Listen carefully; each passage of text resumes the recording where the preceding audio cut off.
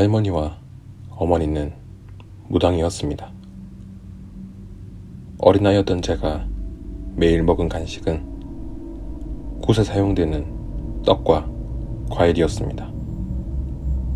어머니는 떡과 과일을 몰래 먹는 저를 심하게 혼내며 울곤 하셨습니다. 먹으면 그것들이 보인다고 말입니다. 저희 집은 무당집이라 늘 사람들이 많았습니다. 아버지의 얼굴은 단 한 번도 본 적 없는 저는 무당인 할머니와 어머니 셋이서 함께 살았습니다. 어머니의 말로는 5명의 이모도 다 무당을 하면서 살고 있다고 했지만 한 번도 본 적이 없는 저는 그 말을 대수롭지 않게 여겨서 새겨듣지 않았습니다. 어머니는 저도 무당이 될까봐 걱정을 하며 공부 열심히 해서 자신들을 떠나가라고 눈이 마주칠 때마다 재촉하곤 했습니다. 저는 어머니가 왜 그렇게 싫어하는 공부를 하라고 하는지 이해할 수가 없었지만 어머니의 슬픔이 담긴 눈을 보며 고개를 끄덕였습니다. 가끔 어머니는 제게 혹시나 사람이 아닌 것들이 보이냐고 물어보기도 했습니다. 사람이 아닌 것들이 뭔지 잘 몰랐던 저는 어머니가 듣고 싶어하는 대답을 무신경하게 했습니다. 아무것도 보이지 않으니까 걱정 말라고 하면 그제야 어머니는 희미하게 웃으며 자리를 떠나곤 했습니다. 하지만 얼마 지나지 않아 어머니가 우려하던 일이 결국 일어나고 말았습니다. 학교에서 돌아온 저는 할머니가 주무시는 방 앞을 지나가게 되었습니다. 이상한 것은 할머니 방 앞에 낯선 남자가 있었는데 검은 한복을 입고 있는 신기한 모습이었습니다. 저는 어머니께 이 말을 했고 어머니는 깜짝 놀라 할머니가 주무시고 있는 방문을 열어보고는 자리에 주저앉는 것이었습니다. 저는 갑작스런 어머니의 모습에 놀라 할머니를 바라보았는데 누워있는 할머니의 머리맡에 한 여자가 서 있었습니다.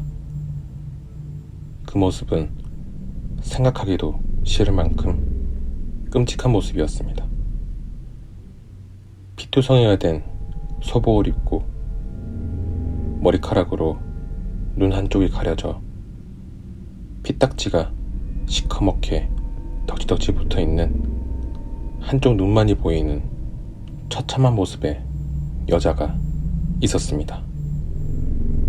어머니는 큰 소리로 나가라고 고함을 치시며 저를 문 밖으로 밀어내셨습니다.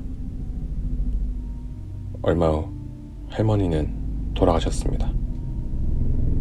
그때부터 제 눈에는 어머니가 그렇게 걱정했던 사람이 아닌 것들이 보이기 시작했습니다. 점을 보러 온 사람들 사이에 이상한 여자들이 앉아있곤 했습니다. 뭔가가 썩는 냄새가 나면 섬뜩하고 기괴한 존재들이 어김없이 보여서 저는 독한 향초를 끊임없이 태우게 되었고 아무리 방 안을 따뜻하게 하려 해도 입김이 나올 만큼 제 방은 추웠습니다.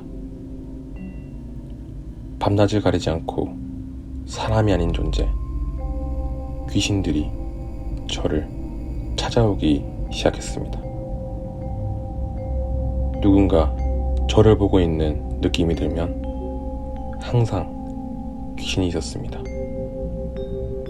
그 귀신들은 사람들에게 엎혀있기도 하고 사람들 목을 조르고 있기도 했으며 눈을 찌르고 있는 기괴하고 섬뜩한 모습으로 보이기도 했습니다.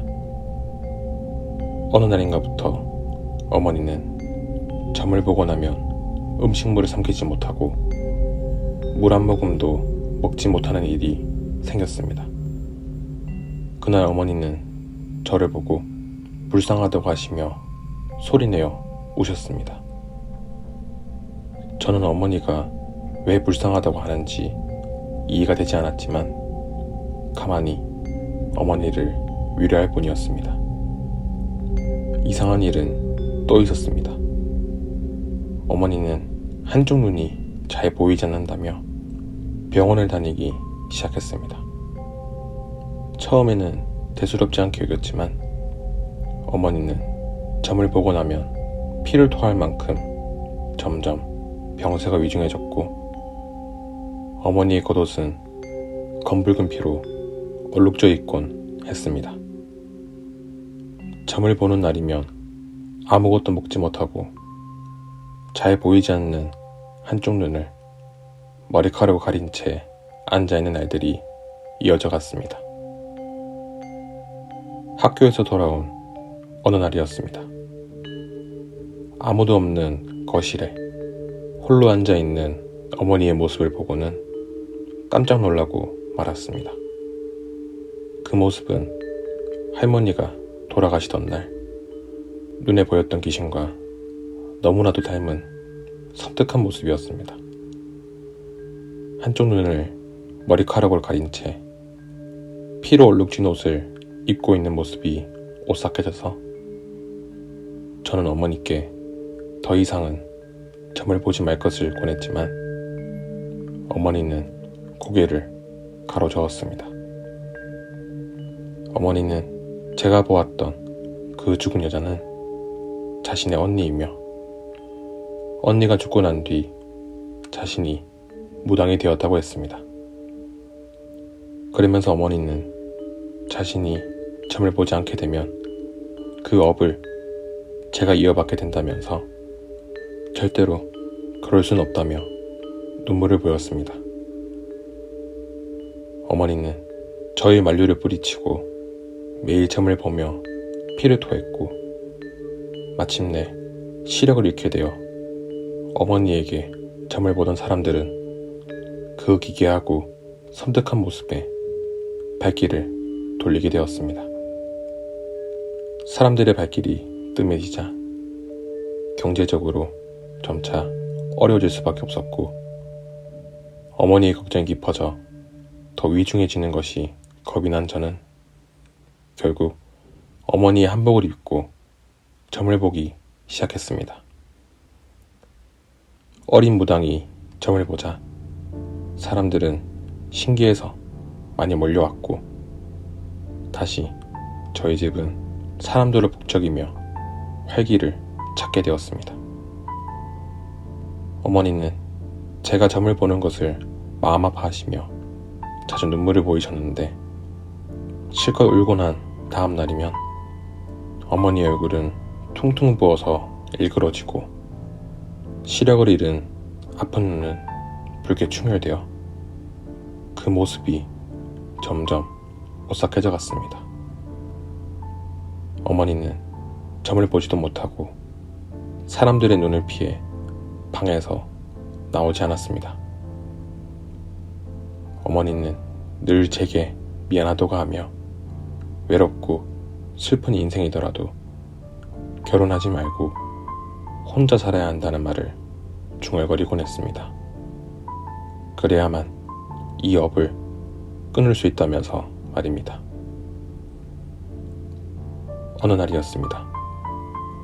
아침에 눈을 떴을 때 한쪽 눈이 몹시 가려워 심하게 비비게 되었습니다.